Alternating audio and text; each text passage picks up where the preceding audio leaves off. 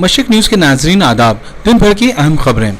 EVM VVPAT पर्ची मुआवजा मामले पर अपोजिशन को झटका, सुप्रीम कोर्ट ने की नजरसानी अर्जी खारिज।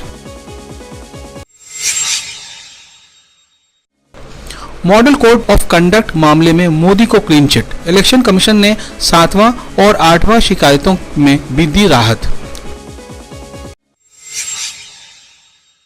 जिनसी इस्तेसाल के मामले में चीफ जस्टिस गोगोई को क्लीन चिट मिलने के बाद सुप्रीम कोर्ट के बाहर एहतजाज।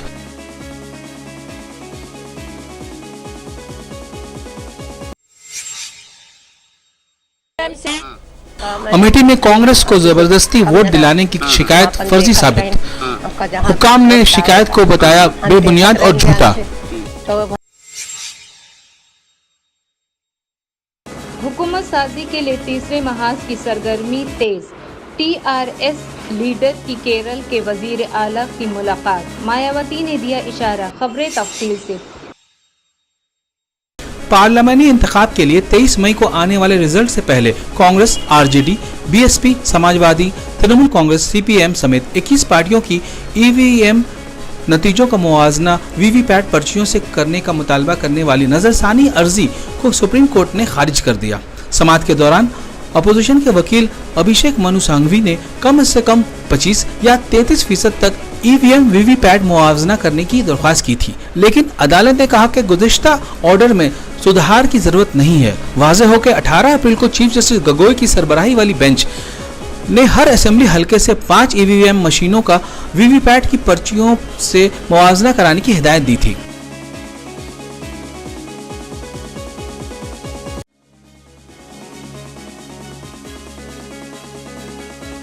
इलेक्शन कमिश्नर ने मॉडल कोड ऑफ कंडक्ट की खिलाफ वर्जी के 2 मामलों में पीएम नरेंद्र मोदी को क्लीन चिट दे दी है। इससे कबल कमीशन ने 6 दीगर मामलों में भी मोदी को क्लीन चिट दे चुका है। गुज़िश्ता 23 अप्रैल को कांग्रेस पार्टी ने मोदी पर इल्जाम लगाया था कि उन्होंने अपना वोट डालने के बाद अहमदाबाद में रोड शो किया।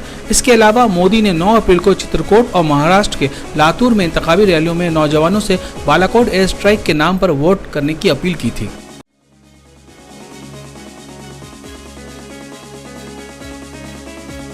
सुप्रीम कोर्ट के चीफ जस्टिस रंजन गोगोई को जिनसी इस्तेसाल के इल्जाम से बरी किया गया है। सुप्रीम कोर्ट के 3 जजों पर मुश्तमिल कमेटी ने जस्टिस गोगोई को क्लीन चिट देते हुए कहा कि शिकायत में इनके खिलाफ कोई ठोस बुनियाद नहीं मिला। सुप्रीम कोर्ट के सेक्रेटरी जनरल ऑफिस की एक नोटिस में कहा गया है कि जस्टिस एस.ए. बोबडे की सदारत वाली कमेटी की रिपोर्ट आम नहीं की जाएगी। कमेटी में 2 खवातीन जस्टिस इंदु मल्होत्रा और जस्टिस इंदिरा बैनर्जी भी शामिल थीं। जस्टिस गोगोई को क्लीन चिट देने के खिलाफ सुप्रीम कोर्ट के बाहर खवातीन वोकला और एनजीओ के कारकुनान ने एहतजाज मुजाहरा किया, रिपोर्ट की मांग की। नारेबाजी के वक्त पुलिस ने मुजाहिरीन को हिरासत में लिया। जिनसी एहतसाल का इल्जाम लगाने वाली सुप्रीम कोर्ट की साबिक खातून स्टाफ ने कोर्ट कमेटी के जरिए जस्टिस गोगोई को क्लीन चिट दिए जाने पर कहा कि वो बेहद मायूस और अफसरदा है।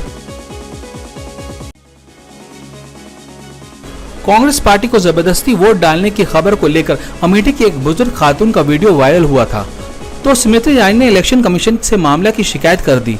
अब जांच में मामला फर्जी साबित हुआ है। हुकाम ने कहा, अमेठी हल्का के गोरेगंज बूथ नंबर 316 पर बुजुर्ग खातून का इल्जाम सामने आया था। जब इसकी गहराई से जांच की गई तो वो फर्जी साबित हुआ और झूठा पाया गया। खातून ने ऐसा क्यों कहा, इसकी जांच की जा रही है। वाज़ेह हो के वायरल वीडियो में एक खातून ने इल्जाम लगाया था कि इलेक्टोरल ऑफिसर ने जबरदस्ती इसका वोट कांग्रेस को दिलाया, जबकि वो बीजेपी को देना चाहती थी। पार्लियामानी इंतखाब के 5 मरहलों की पोलिंग के बाद मुल्क की 425 सीटों पर वोटिंग हो चुकी है। आइंदा 2 मरहलों में बाकी 118 सीटों पर पोलिंग होगी। छठे और 7वें मरहलों में उत्तर प्रदेश, मगरबी बंगाल समेत 8 रियासतों में इलेक्शन होना बाकी है।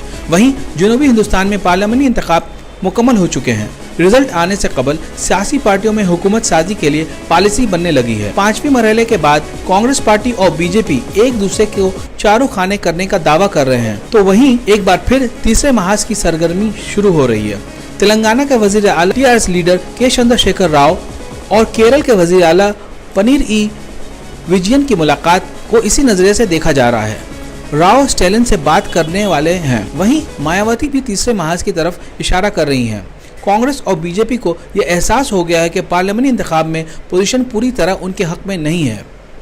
आज बस इतना ही। मशरिक न्यूज़ के नाज़रीन, शब बखैर।